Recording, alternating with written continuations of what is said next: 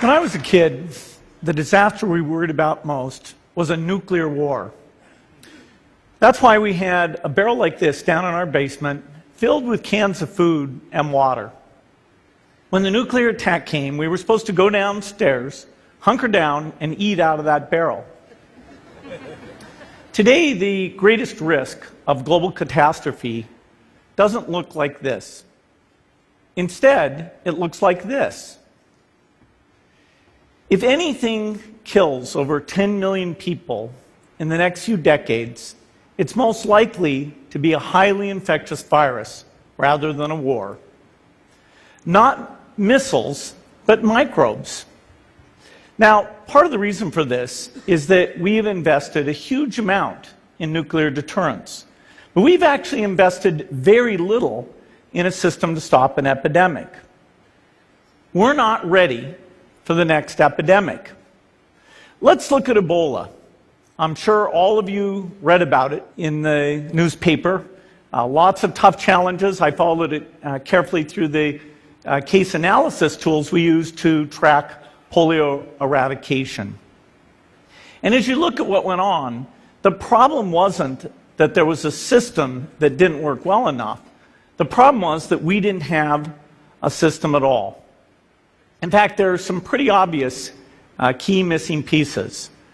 We didn't have a group of epidemiologists ready to go who would have gone, seen what the disease was, see how far it had spread. The case reports came in on paper. It was very delayed before they were put online, and they were extremely inaccurate. We didn't have a medical team ready to go. We didn't have a way of preparing people. Now, Médecins Sans Frontières did a great job orchestrating volunteers, but even so, we were far slower than we should have been getting the thousands of workers into these countries. And a large epidemic would require us to have hundreds of thousands of workers. There was no one there to look at treatment approaches, no one to look at the diagnostics, no one to figure out what tools should be used. As an example, we could have taken the blood of survivors, processed it, and put that plasma back in people to protect them. But that was never tried. So there was a lot that was missing, and these things are really a global failure. The WHO is funded to monitor epidemics, but not to do these things I talked about. Now in the movies, it's quite different. There's a group of handsome epidemiologists ready to go.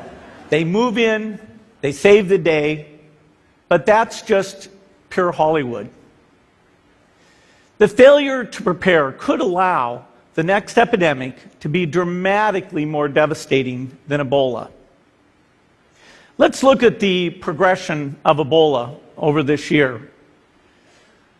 About 10,000 people died, and nearly all were in the 3 West African countries. There's 3 reasons why it didn't spread more. The first is there was a lot of heroic work by the health workers.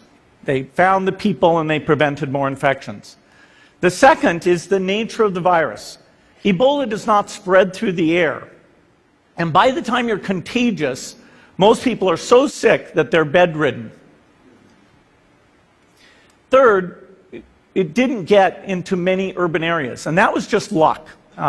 If it had gotten into a lot more urban areas, the case numbers would have been much larger. So next time, we might not be so lucky. You can have a virus where people feel well enough while they're infectious that they get on a plane or they go to a market. The source of the virus could be a natural epidemic like Ebola, or it could be bioterrorism. And so there are things that would literally make things 1,000 times worse. In fact, let's look at a model of a virus spread through the air like the Spanish flu back in 1918. So here's what would happen. It would spread throughout the world very, very quickly.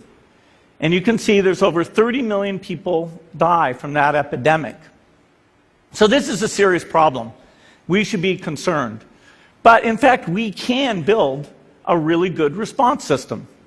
We have the benefits of all the science and technology that we talk about here. We've got cell phones to get information from the public and get information out to them. We have satellite maps where we can see where people are and where they're moving. We have advances in biology that should dramatically change the turnaround time to look at a pathogen and be able to make drugs and vaccines that fit for that pathogen. So we can have tools, but those tools need to be put into an overall global health system, and we need preparedness. The best lessons, I think, on how to get prepared are, again, what we do for war. For soldiers, we have full-time waiting to go. We have reserves that can scale us up to large numbers. NATO has a mobile unit that can deploy very rapidly. NATO does a lot of war games to check, are people well trained? Do they understand about fuel and logistics and the same radio frequencies? So they are absolutely ready to go. So those are the kinds of things we need to deal with an epidemic. What are the key pieces? First is we need strong health systems in poor countries. That's where mothers can give birth safely, kids can get all their vaccines, but also where we'll see the outbreak very early on. We need a medical reserve corps, lots of people who've got the training and background who are ready to go with the expertise. And then we need to pair those medical people with the military, taking advantage of the military's ability to move fast, do logistics, and secure areas. We need to do simulations, germ games, not war games, so that we see where the holes are. The last time a germ game was done in the United States was back in 2001, and it didn't go so well. So far, the score is germs 1, people 0. Finally, we need lots of advanced R&D in areas of vaccines and diagnostics. There are some big breakthroughs, like the adeno-associated virus, that could work very, very quickly. Now, I don't have an exact budget for what this would cost, but I'm quite sure it's very modest compared to the potential harm. The World Bank estimates that if we have a worldwide flu epidemic, global wealth will go down by over $3 trillion, and we'd have millions and millions of deaths. These investments offer significant benefits beyond just being ready for the epidemic. The primary health care, the R&D, those things would reduce global health equity and make the world more just as well as more safe. So I think this should absolutely be a priority. There's no need to panic. We don't have to hoard cans of spaghetti or go down into the basement. But we need to get going because time is not on our side. In fact, if there's one positive thing that can come out of the Ebola epidemic, it's that it can serve as an early warning, a wake-up call to get ready. If we start now, we can be ready for the next epidemic. Thank you.